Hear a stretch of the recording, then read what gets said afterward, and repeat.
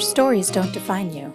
How you tell them will. Hi, I'm Sarah Elkins, your host and chief story maker of Elkins Consulting.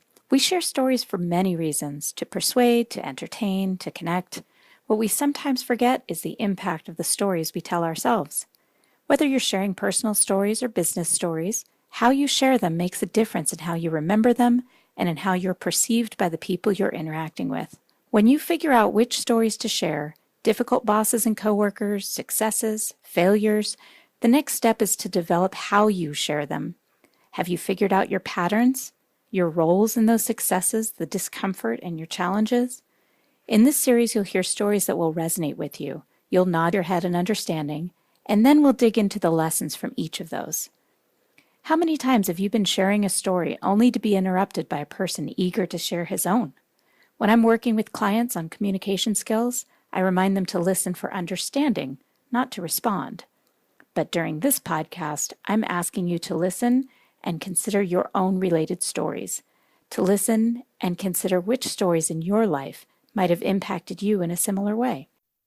Well, today I have a special treat, a guest on the podcast, Your Stories Don't Define You, How You Tell Them Will, with a woman in Luxembourg. And I'm sitting here on my couch in Montana. It's mid-morning, late morning in Montana, and late afternoon, evening in Luxembourg. Christine Homolko and I have been connected for probably 2 or 3 years now on LinkedIn. And we've been trying to get together to have a video call for all of that time, and we finally made it happen today. So welcome, Christine. Thanks so much for joining me. Well, thanks for having me. So if you could tell us, so that the listeners have a little context before we get into deeper conversation, can you tell us a little bit about what you do and what you particularly like about what you do? So I have no straightforward answer to that because I'm one of those people who's never had a super clear defined purpose in her life and a straight path from A to Z. By day, I manage a communications team at a research center at a university. So I coordinate strategies, social media campaigns, events, you name it, basically. And then on the side, I've been building up a business slowly without really knowing I was building up a business at first. When people came to ask me for help with how to find a job, how to pivot careers, how to have a difficult conversation with their bosses, and I'm slowly trying to pivot this into an entrepreneurial journey. So I'm almost there with getting my business license. I've launched a website. I've given a couple of talks about what I do, and it is slowly picking up. And on the side, I have a couple of hobbies. So illustrations, as Sarah mentioned, I love art. I love drawing. I think in another life, I would have just been an artist, although who knows how to survive as an artist. Not sure. Maybe that's why I went for business studies instead. I create websites. I love creating video. I'm learning photography right now. So in a nutshell, all of this is me. Yeah, well, it sounds like you get really bored, and so you fill your days with all kinds of interesting things, whatever happens to catch your attention from moment to moment, which sounds vaguely familiar. And just for our listeners, when I first met Christine, we connected pretty deeply via messages on LinkedIn and comments on each other's posts. And she created this illustration for me. It was kind of a crest, and it had an elk for Elkins, but I thought it was funny because it was an elk, and there are elk right near us here in Montana. So all of that, the crest was it just totally took me by surprise, and I loved it. And I still have it saved on my desktop, and I use it every once in a while. I'll put it on a Facebook post or something and tag Christine on it. So I'm happy to hear that. I love that. And the juggling life balance illustration you did also stays in my head.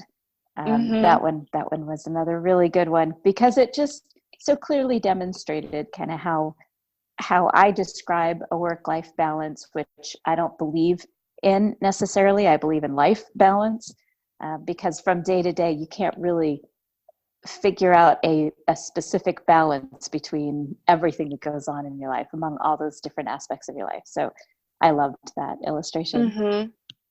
So one of the things that I like to do at the beginning of a podcast is ask the guests to share something about themselves that most people don't know about them, something that you wouldn't see in a resume or on LinkedIn profile, but that definitely is part of who you are.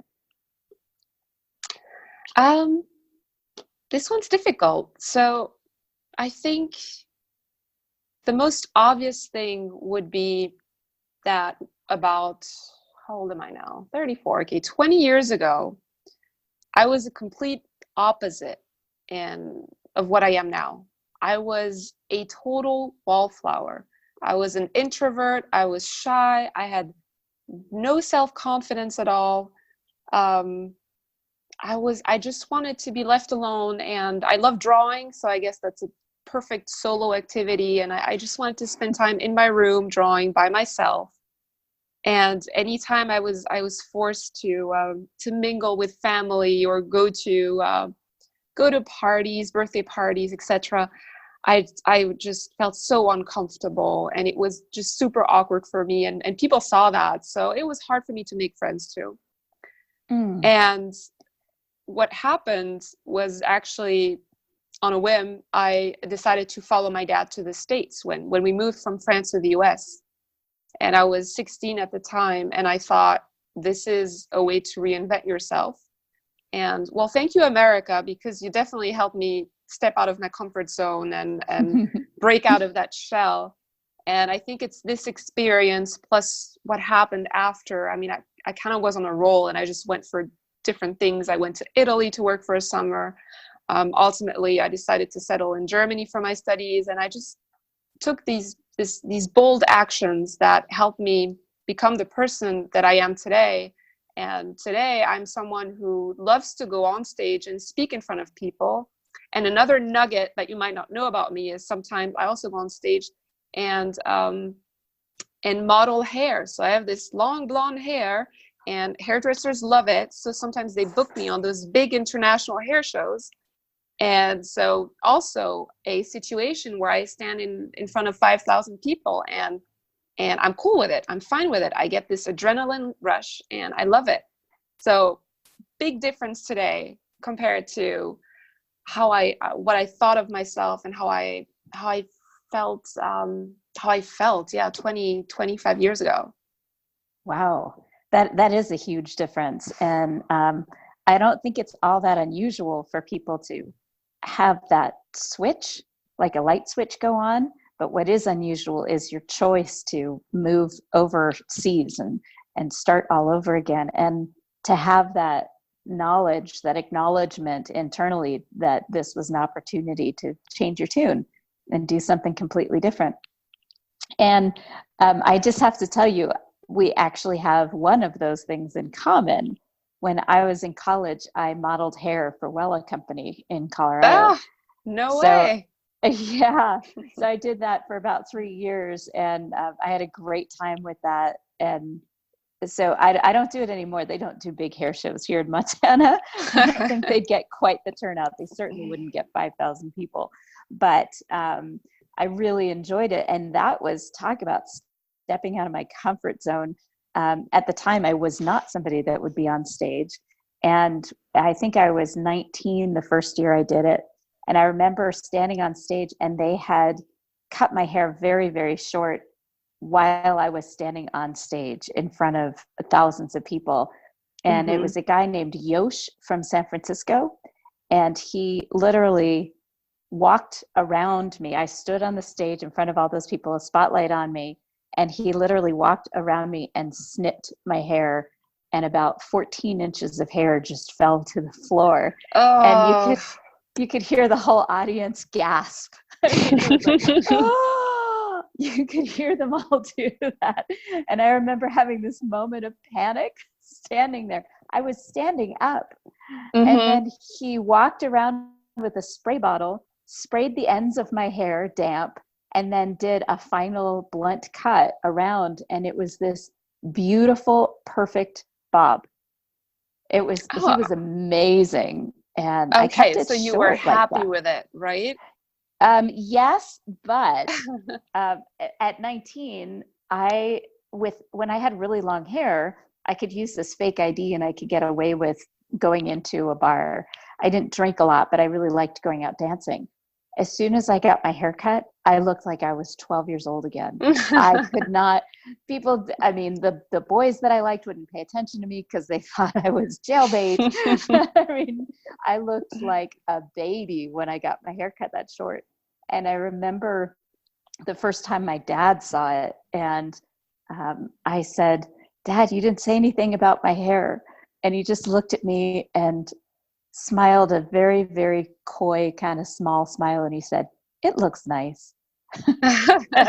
That is probably how my dad would react So too. it was devastating. But it was one of those moments where I realized that it is just hair, and it Exactly. grew back. And then the next time I went to do a hair show, they did it in red. They colored it. They cut Mm-hmm. it in a really Mm-hmm. interesting design. And I was totally open to it because of that first Yeah. experience. Yep. I know the Oh, that's fun. feeling. I went orange, so I know the feeling. Yeah. Orange. Yep. And I just went pink recently. So, it just, I don't know. You learn to take it easy, really. Yeah, I think you have to when you do things like that.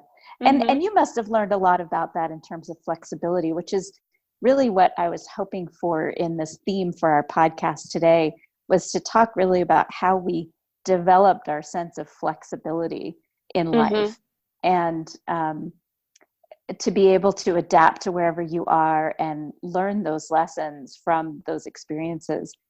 So you years ago wrote an article about moving to the US and starting over again. Do you remember that first week of being in the United States and what it was like? I mean, did you speak English well? Yeah, I mean, so my dad's American, and so I have one side of the family that's always lived in the US, and I visited them during the summer. So I knew English. I had way more of a French accent, and we moved there in August of 2001. So it was summer, we were looking at apartments. To me, it felt exciting. It was a new life, and it felt like Americans were so nice. I mean, just whenever you go to Europe, you're going to notice the difference. People seem cold, rude. No one comes back to fill up your soda in the restaurant because it's just a different culture, right? Doesn't mean they're mean people, it's just different. And so living in the US the first few weeks felt perfect, just felt perfect, like a really long vacation. Um, and then came the time to register for high school. So, to me, it felt like I was walking onto a movie set because it looks exactly like the high schools that you see in movies. So it was exciting. And I see those posters about homecoming, about this, about that. So it felt surreal for me. And when classes started, that's where it really hit me, the reality of it, that I didn't know anyone and I was afraid to fall back into my old ways. But I have to say that the students there, they helped me not do that. So the fact that everyone was open and curious about this French girl who showed up out of nowhere, they came to me and talked to me, and that really helped me get started on the right foot. So where was that? Where were you in school? I was in close to Boston. So it's Oh, a small town called Walpole between Boston and Providence, basically halfway. wow. So those accents, were they hard to understand when you first got there? No, it wasn't so bad. I think it would have been more intense of an experience if I had moved to Texas, probably. I feel like the Bostonian English is still fairly understandable to me. And I mean, we were in the suburbs, so it was okay. That was okay. I have to say though, the who so I moved there with my little sister and my dad. And my little sister is special needs, and she knew French and only French. And she also started going to middle school at the time. And She was an inspiration to me because she was just open-minded. She just went for it.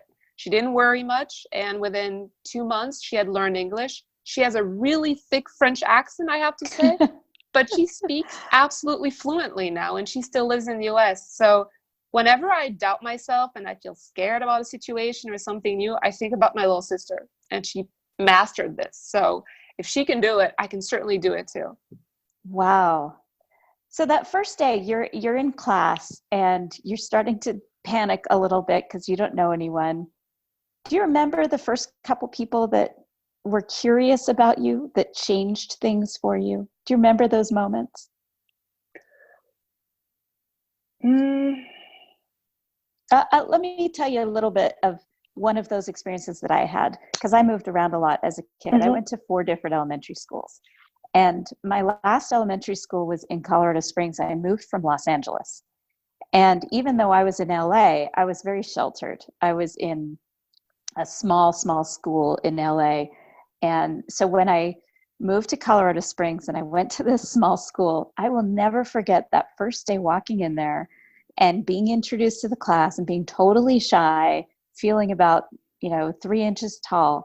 And one of the first things that happened was I went to sit down and a boy pulled the chair out from under me. So I fell on the floor. Oh, no.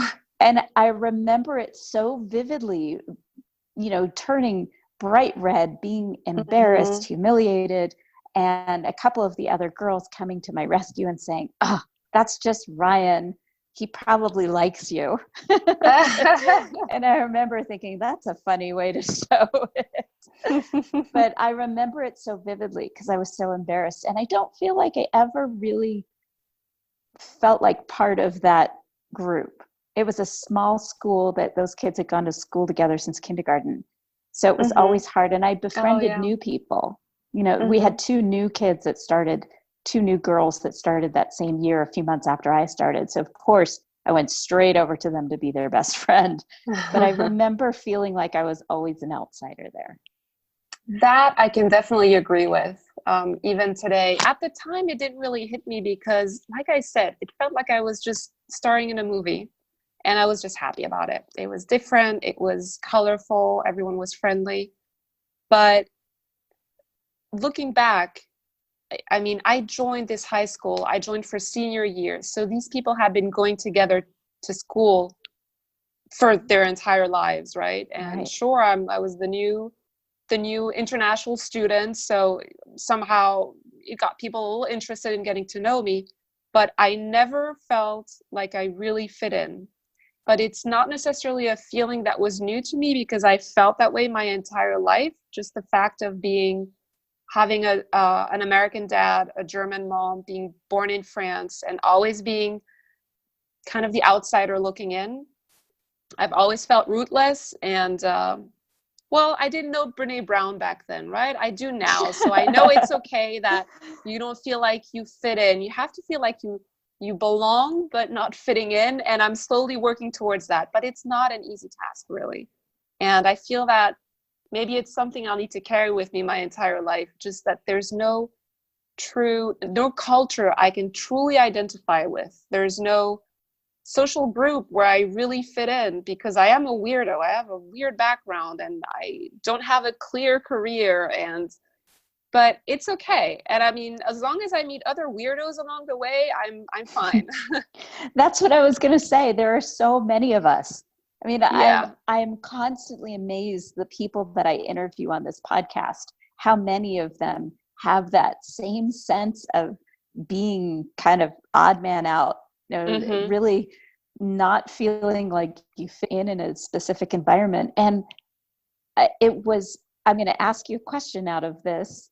Um, I noticed at one point about probably 8 years ago. So I was just around 40 years old when I had an experience that made me realize that it was okay that I didn't feel like I was part of a group or that I was part of fitting into an organization.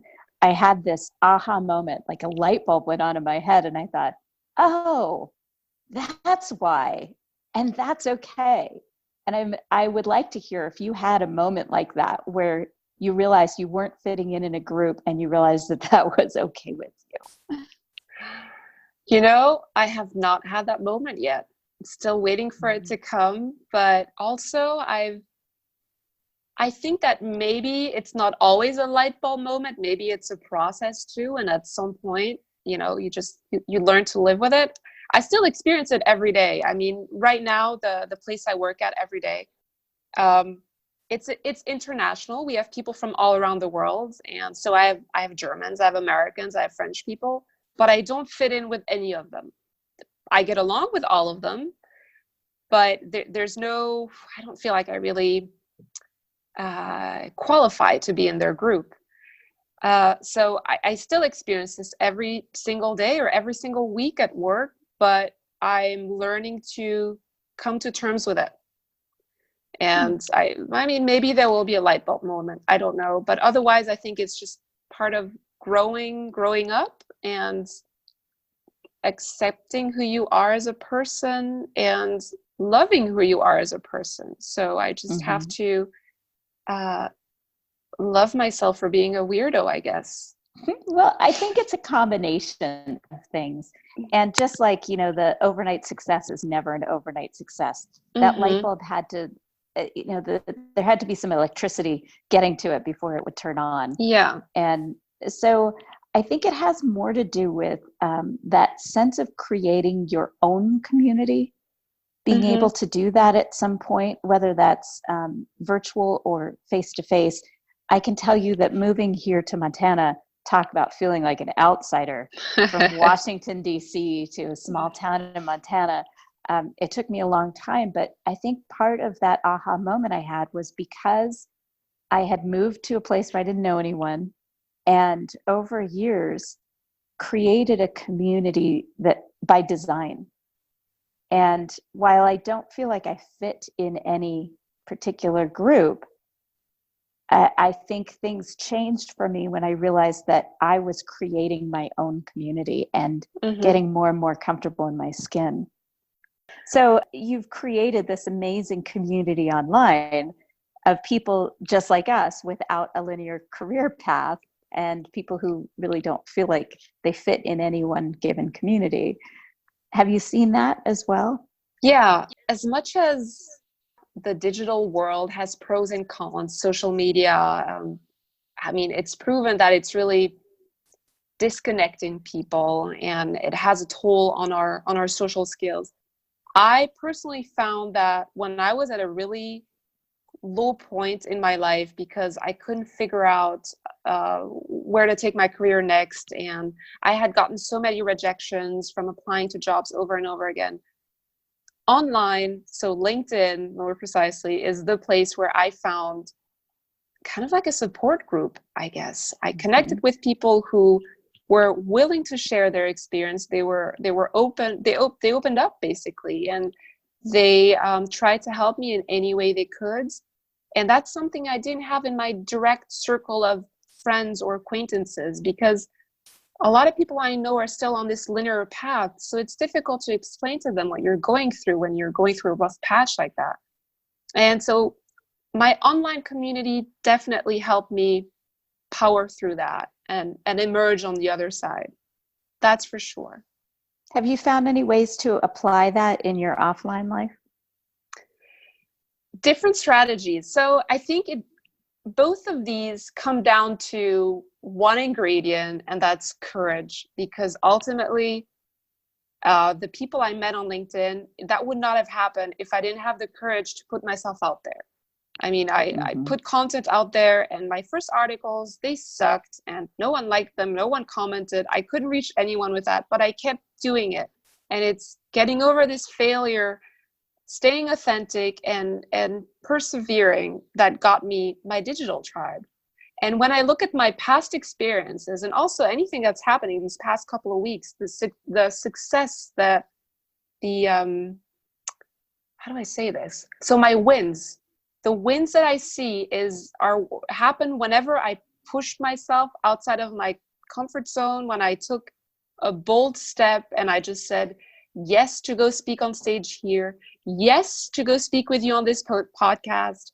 And it's just this just doing it, um, kind of zoning out, forgetting the fear that's in the back of your head and saying, you're not sure if you can do this. Is this the right thing? Do you really have the time? All of these excuses that we make up for ourselves. It's really the courage of just saying yes and doing things, even though you're not sure if it's going to turn out well or not. And that's what's helped me connect with wonderful people last week after I gave a talk in front of a couple hundred people. And it's I guess what helps you also meet new people generally, make new friends, right? You put yourself out there. Even though you don't know this person, you don't know if she or he is going to like you for who you are. That's beautiful. And that's exactly right. That's exactly kind of where I was going with that, how you apply what you've learned by creating your digital community of support and network, and how you can apply that to building that similar community in real life. And I think not enough people realize that that's possible, that you can learn those lessons from your digital community and bring it into your real life, face-to-face hugs and coffees and glasses of wine. Yeah. So I think that's so important. It's so important. And I love that idea that you have to have that courage to put yourself out there and step out of your comfort zone. I saw this great TEDx. It's out of Toronto, a guy named, I think it's Mark Bowden or something like that.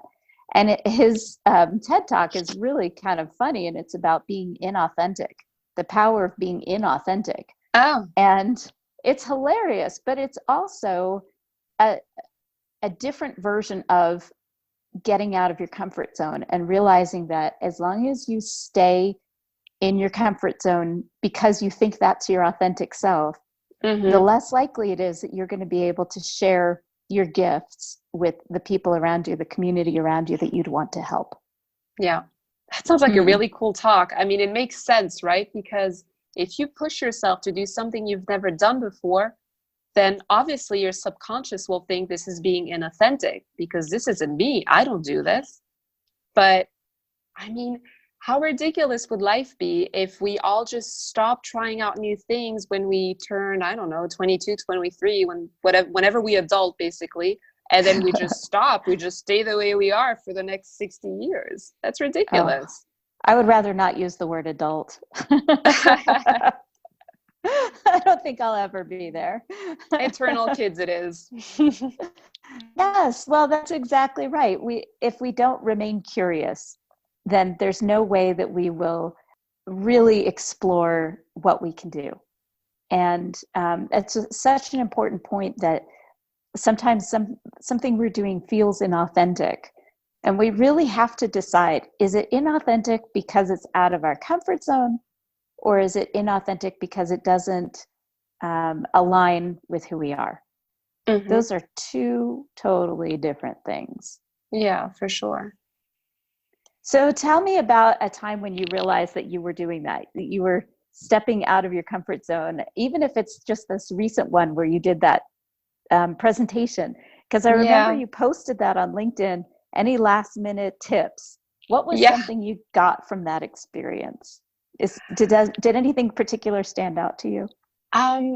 Honestly, it was my first speaking gig here in Luxembourg in front of a big audience. So I did put in a lot of work to prepare for that. And I read all of the tips, all of the advice that I got from my LinkedIn tribe. I wrote that down and I tried it out. I couldn't apply all of it because, I mean, some of the stuff was hilarious too. One guy said, before I go on stage, I should say to myself out loud, "Where is my pizza?" Right? And then it said, apparently it just relaxes you and makes you happy when you go on stage. But so I'm standing backstage and I have my mic on and I think, wait, is this thing on? What if I say, "Where is my pizza?" and the entire audience hears this? So those are the thoughts that would be hilarious. But ultimately, so the hours before the event and also the 2 or 3 days before the event, I honestly asked myself, why am I doing this to myself? I have a full schedule at work. I have all of these hobbies on the side, all of these projects that I'm working on. Why did I sign up to do this? what could have possibly motivated me? And I thought about, okay, if I get sick, if I have the flu, I could back out of this. And I started, finding ways to avoid being uncomfortable. But ultimately, I remembered what pushed me to do this, to sign up for this. And I looked at all of the work that I had done already. And then the topic I was speaking about, I was passionate about. And so ultimately the value of this event, of the experience, and the value I wanted to give to people at the event, they trumped this feeling of I'm doing something inauthentic, and that's what kept me going, really. And where is my pizza? Perfect. Yes. Where is my pizza? Yeah. And you could do that in like 3 or 4 different languages, right? I could. Yeah. I stuck to English. I like English. It's an easy language. You have, I don't know if you know any foreign languages, but if I did this in French or German, I would need to use different kinds of yous, because if I say you, I can speak to you, Sarah. I can speak to you, the entire audience. You applies to both singular and plural, and no one perceives it as rude, right? If I'm speaking French, I'm going to say tu or vous, and I'm going to have to choose a lot between verbs, and it's complicated. I mean, long story short, French and German are complicated languages, and English is just so much more fun to work with. Yeah, well, I do speak a tiny bit of French, and I actually just spent some time in France last summer. I was we arrived in traveling, Paris. yeah. Mm-hmm, but we didn't stay in Paris very long. We actually went down because to people were so France. rude, right? No, I love Paris. No. Well, Parisians have a reputation for rudeness, They do, which is so strange to me because I only had one experience of rudeness in Paris. And in all 3 times that I've been to Paris, it was where it's one time when I was in a little diner deli. It was a Vietnamese sandwich shop, and it was near the Art and Science Museum.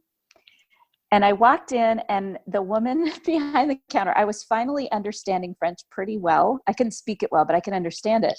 But this was a Vietnamese woman speaking French. So she had an accent that was unfamiliar. And I didn't understand what she was saying. And there was a young Parisian businessman standing next to me with his girlfriend.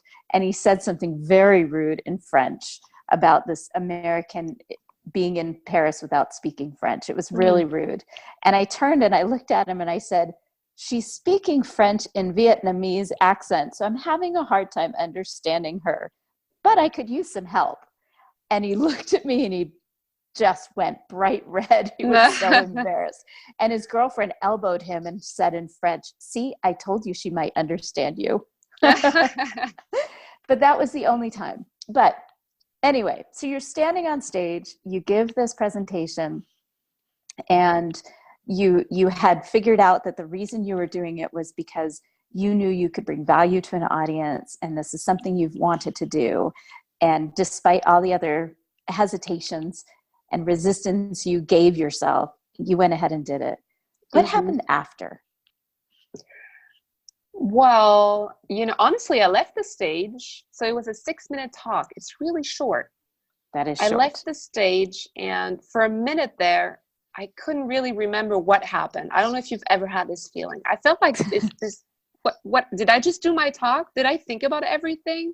Did I click through the slides? I kind of couldn't remember. It was like a blur, really. And took me a little while to I guess come down from this cloud that I was on. And people started coming to me and telling me how much they appreciated the talk and how engaging it was and how funny and how much value, and that kept happening throughout the networking events after the talks, and that felt really good. So it was heartwarming. It was a real human experience for me, because it wasn't just delivering, a lesson learned. Here's what you could do on LinkedIn and using digital tools, etc. But I used a lot of storytelling, and I really managed to touch the audience in a way that they remembered what I said. Apparently they interviewed the audience afterwards, and they remembered my takeaways, and that that made me really grateful that they listened, that I had the chance to share my story with them. And it really also showed me I made the right decision to keep going with this, keep at it, you know? That's terrific. I have had that experience, by the way, where I finished something and walked away wondering if I had finished it. Yeah. I definitely, I did that once when I was singing the national anthem, the American national anthem at a baseball game. I remember walking away kind of thinking it was a blur and trying to remember whether I said, if I sang all of the verses. Like it was one of those moments of panic, but I had sung all the verses, so that's good news. But yes, I know that feeling. And I also understand that feeling of relief that you did something that took you out of your comfort zone and you were successful at it. And that comes right back to that whole idea of being flexible and adaptable and saying yes to things and being courageous and doing things that may not feel authentic at first because it's out of your comfort zone. Yeah. Yeah, you get to know yourself, I guess, right? That's you do. how you get to know yourself. And that's the thing, is that if you don't do those things, if you don't say, okay, this feels inauthentic because it's out of my comfort zone, I'm going to do it anyway, then you never know if you can. You don't explore these different avenues that maybe this is your authentic self and you just haven't had an opportunity to try it yet. Yeah, definitely. So if there was one thing that you would suggest to somebody who feels like they are not part of something, who feels that strangeness, like they're a stranger no matter where they go, what would you say to them to help them make a different choice for a different path? Well, first of all, know that you are not alone in this weirdness. There are many of us who feel that they don't really fit in that group or another one. And that's perfectly fine. And I would also recommend listening to Brene Brown about the topic because she has some wonderful insights on this. And the second thing is, I think that sometimes your gut might make you do some bold things, and you might want to tune in your brain that's going to rationalize, oh, this isn't you. Don't go talk to that person. Don't sign up for this event. Tune out the brain once in a while. Follow your gut, and you'll have experiences. And experiences ultimately are what's worth living for, right? Because otherwise you would just create a routine and stick to that for the rest of your life, and no one wants that. Or do they? I don't know. I don't want that. I don't think you want that either. No. Well, so and especially if you feel separated, if you feel that strangeness, if you don't step out and do those interesting things, then you'll always feel that way, and you won't necessarily explore the possibilities of relationships with others who also feel that way. I think there's a very famous quote by Albert Einstein that says, being crazy or insanity, doing the same thing over and over is the definition of insanity. So if what you're doing now isn't working for you, if you feel left out, if you feel like you don't belong, if you don't feel confident enough, whatever it is, do something else. And it might not be the right thing, but at least you'll have tested your courage a little bit. And those little acts of courage are what's going to make you stronger and more likely to actually discover who it is you are throughout life, because I believe we pivot constantly. We keep exploring and growing, and we'll do that until the age that we die, hopefully. Yeah, I hope so too. I'm just reminded of Kimberly Davis and her book, Brave Leadership. And she says, your brave unfolds one situation at a time. Oh, that's nice. Yeah, that's fitting too, of course. Definitely. And the way that I think about it when I'm hesitant, because I can be shy. I know that surprises a lot of people, but I can be very shy and introverted. And the thing that always gets me to step out and try something is I think about whether I'm going to regret not doing it. I think about in 5 minutes, in 2 weeks, in 5 years, am I going to regret not stepping up and trying this? Because if even for a second I think I'm going to regret it, I do it. I just think, okay, that's it. I'm going to go do it. I'm going to volunteer for this. Yeah. Yeah, I think that mostly regret is, I think there's studies about this, right? Researchers who interview people, aged people, let's put it this way, and they ask them, what would they have done differently? It always comes down to regret. Just doing the things that, they wish they had done if they had had more time, the courage to do it, less work, whatever it is, it's always regret. So it's also what I try to tell myself. It doesn't always work. I mean, there are just days where you feel like this introvert and you don't feel like going to talk to the person next to you. And it's fine. You can, give yourself some slack. You can't be courageous and bold and daring all the time. But it's totally important agree. It's important to, as often as possible, just do it. Just go out there and try something new and be daring, be brave. And there are times when you have to be gentle with yourself. You're right about that. And yet I totally agree with that last statement of yours. Be daring, be brave, step out. I like that. Christine, thank you. We've covered a lot of ground during this podcast, and it really, I love the stories that you shared. They were perfect. I love the themes that we touched on, the power of being inauthentic and just being courageous and curious and flexible. I love that. Do you have anything else you'd like to add before we sign off? There are a lot of things that you might not think you'd be able to do and that scare you, and that's why you stay away from them. And this fear of failure that we all have, failure is a really, really big thing that we're afraid of. But ultimately, failure can also be reframed as a learning experience. And I'm actually grateful sometimes when I fail, because either I learn something from it, as in I can do it better next time, or I learned that this is actually not, the sports for me or the activity for me. I actually don't like it. So failure is okay. It's part of it. It's part of life. And I don't want to say actively seek out failure, but just don't be afraid to fail. Yes, if you are not failing somewhere along the line, you're probably not trying new things enough. I completely agree with that. And back to this whole storytelling idea, the reality is that we remember those stories more than we remember our successes.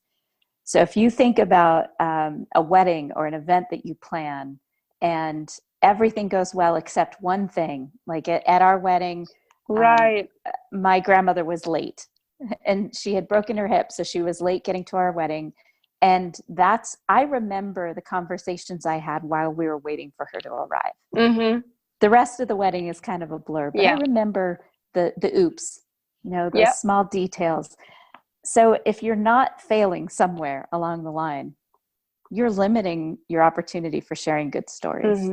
I completely agree. Some of my best stories were epic failures, disasters at the time. I did not think the situation could be any worse. And today they make great stories. And ultimately, you always learn something when you go through a really bad situation, right? But the bonus is you have a great story a few years down the road. Yes, and something that somebody else is going to be able to relate to, and you may make a big difference in how that person perceives their own failure. Yeah. Thank you, Christine. This was such a pleasure. For our listeners, there will be a blog post associated with this podcast, and I'll have links to Christine's website, some of the work that she's doing. Maybe a couple of her illustrations may show up somewhere in that blog post. And I would encourage you to connect with her on LinkedIn and learn more about what she does. Thanks, Christine. Thank you so much for having me. Thank you for listening to Your Stories Don't Define You, How You Share Them Will. Please visit my website for more podcast episodes, blog posts, and information about how I can help you develop and share your stories at elkinsconsulting.com.